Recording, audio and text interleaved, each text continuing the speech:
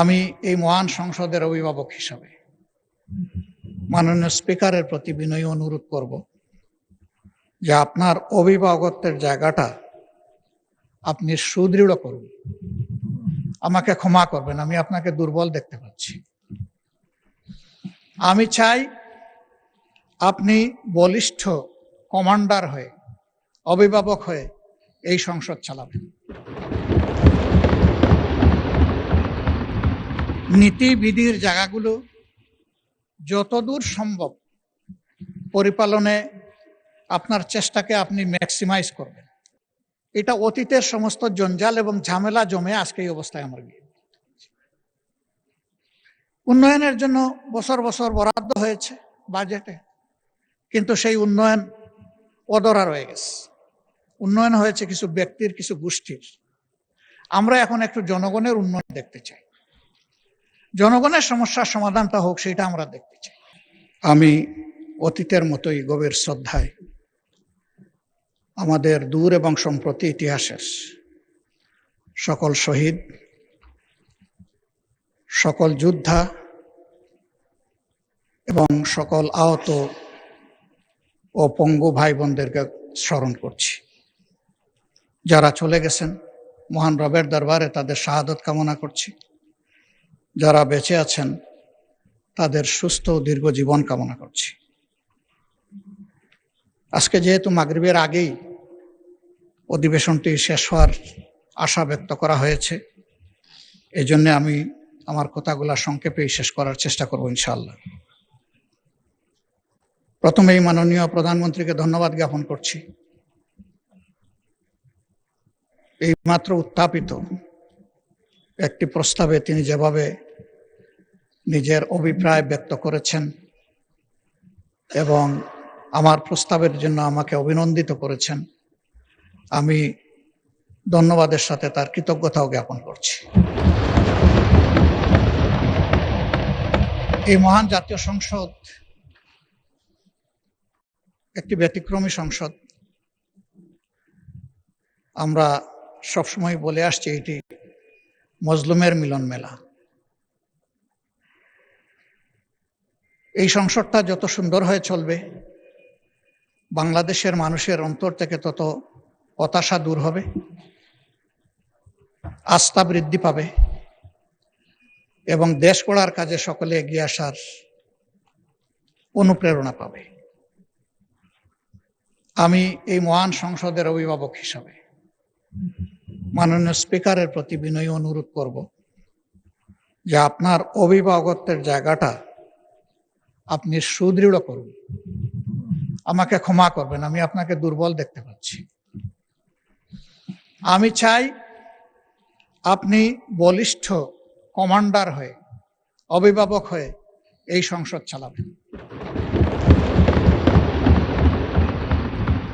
নীতিবিধির জায়গাগুলো যতদূর সম্ভব পরিপালনে আপনার চেষ্টাকে আপনি ম্যাক্সিমাইজ করবেন। এইমাত্র অতি গুরুত্বপূর্ণ একটি বিল পাশ হলো। এই বিলটা তো দেশের স্বার্থে, সকলের প্রয়োজন, দেশের উন্নয়নের জন্য প্রয়োজন, বেকারত্ব দূর করার জন্য প্রয়োজন, কর্মসংস্থান সৃষ্টির জন্য প্রয়োজন, অর্থনীতির চাকাকে সচল করার জন্য প্রয়োজন। সেই বিলটা মনের মতো করে আমরা অংশগ্রহণ করতে পারলাম না বলে আমাদের আক্ষেপ থেকে গেল। আমরা তো চাই যে এইগুলাতে আমরা মনের মতো করে অংশগ্রহণ করি। আমার অনুরোধ থাকবে ভবিষ্যতে এই লেকুনাগুলা না রেখে আমাদেরকে আমাদের দায়িত্ব পালনের সুযোগ দেবেন। যদি আমরা দায়িত্ব পালনের এই সুযোগ না পাই, তাহলে আসলে এখানে বসা এটা অর্থহীন, আমাদের সময়ের অপচয় এবং আমরা যে সময়টুকু কথা বলবো জনগণের অর্থের অপচয়। আমি এই বিষয়ে আপনার দৃষ্টি আকর্ষণ করেই আমার মূল বক্তব্যে যাচ্ছি। প্রথমেই সম্প্রতি বন্যায় ভূমিধস এবং পানিতে ডুবে যাদের মৃত্যু হয়েছে, আমার জানা মতো এই সংখ্যাটি 35। আমি তাদের প্রতি, তাদের পরিবারের প্রতি শোক এবং সমবেদনা জ্ঞাপন করছি এবং মরহুমাদের আত্মার মাগফিরাত কামনা করছি। এবারকার বন্যায় 4টি বিভাগ ক্ষতিগ্রস্ত হলেও সবচেয়ে ক্ষতিগ্রস্ত বিভাগের নাম হচ্ছে চট্টগ্রাম, এবং মানুষ মারা গিয়েছে ওখানে ওই একটা বিভাগেই সব।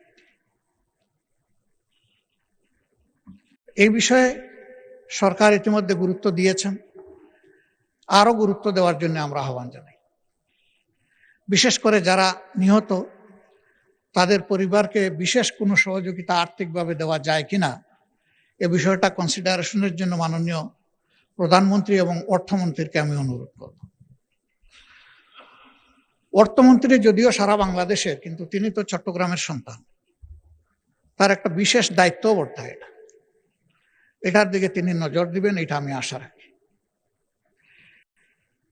এর পাশাপাশি রাজধানী শহর ঢাকা, এটি আমাদের জন্য বেদনার এবং লজ্জার। একটু বৃষ্টি হলেই ভাসতে থাকে, ড্রেনের ময়লা পানিগুলো উপচে পড়ে, জনস্বাস্থ্য হুমকিতে পড়ে, আমাদের সন্তান সন্ততিরা বিশেষভাবে কষ্টে পড়ে, বৃদ্ধ রুগ্ন মানুষগুলোর জন্য নতুন সমস্যা দেখা দেয়। অনেক ক্ষেত্রে এই ময়লা পানি আবার আমাদের পানীয় পানির লাইনের সাথে কোনো ভাবে কানেক্টেড হয়ে যায় এবং সেইটাও পলুটেড হয়। এইসব মিলাইয়া আমরা একটা দীর্ঘস্থায়ী সমস্যার মধ্যে পড়ে গেছি। আমি আমাদের সরকারকে অনুরোধ করব যে এই বিষয়ে আমাদের একটা কোঅর্ডিনেটেড এবং ওয়েল থট একটা প্ল্যান আমাদের নেওয়া দরকার। আমার আসনকে আমি মনে করতেছি সবচেয়ে ক্ষতিগ্রস্ত, এটা হতেও পারে, নাও হতে। আমি আমার আসনটির যে দৃশ্য দেখেছি, একদিন আমি গিয়েছি জনগণকে দেখতে, দ্বিতীয় দিন আমি যাইনি লজ্জায়। জবাব কি দেব? মানুষের কাছে তো কোনো জবাব নেই। তবে হ্যাঁ, এটা এই পার্লামেন্টের সৃষ্ট নয়, এই সরকারেরও সৃষ্ট নয়, এটা অতীতের সমস্ত জঞ্জাল এবং ঝামেলা জমে আজকে এই অবস্থায় আমরা গিয়ে। উন্নয়নের জন্য বছর বছর বরাদ্দ হয়েছে বাজেটে, কিন্তু সেই উন্নয়ন অধরা রয়ে গেছে। উন্নয়ন হয়েছে কিছু ব্যক্তির, কিছু গোষ্ঠীর। আমরা এখন একটু জনগণের উন্নয়ন দেখতে চাই, জনগণের সমস্যার সমাধানটা হোক, সেটা আমরা দেখতে চাই। রাজধানী শহর হচ্ছে দেশের ফেস। বিদেশ থেকে যারা কনসিডার করে সিলেটের, রাজশাহীর, ময়মনসিংহের ওয়েদারকে মনে এটা বিবেচনায় নেয় না, বিবেচনায় নেয় ঢাকা শহরের ওয়েদারটাকে। এই ফেস দিয়েই দেশটাকে চেনা হয়, যেমন ফেস দিয়ে একটা মানুষকে চেনা হয়। এই ফেসটাকে একটা কোঅর্ডিনেটেড প্ল্যানের মাধ্যমে এনে আমাদের রক্ষা করা দরকার, উজ্জ্বল করে তোলা দরকার। একসময় একজন শাসক বলেছিলেন তিলোত্তমা ঢাকা। তিনি হয়তো চেষ্টা করেছেন, কিন্তু তিলোত্তমা হয়নি। বরঞ্চ এই ঢাকা দিনের পর দিন মলিন হয়ে যাচ্ছে। এই মলিনতার হাত থেকে রাজধানীকে বের করে আনতে হবে মাননীয় স্পিকার। এর জন্য প্রয়োজন হয় বাজেটে বিশেষ বরাদ্দ রাখা উচিত। সেই বিশেষ বরাদ্দ রেখে রাজধানী শহরটাকে অন্তত প্রোটোটাইপ হিসাবে আগে আমরা একটু ভালো করে তুলি, এরপরে আস্তে আস্তে আমরা অন্যদিকে যেতে পারবো। আমরা চাইলেই একদিনে সব পারবো না, কিন্তু বিদেশি মেহমান বলেন, আমাদের বন্ধু রাষ্ট্রের বিভিন্ন কর্ণধার বলেন, আসে তো ঢাকায়। এটা দেখা মাত্র তাদের একটা স্টাডি আমাদের সম্পর্কে হবে, তারা সেভাবেই আমাদের সাথে ডিল করবে। এখান থেকে শুরু হোক, ডিলটা এখান থেকে মারা হোক, সারা বাংলায় ঢেউ উঠবে ইনশাল্লাহ।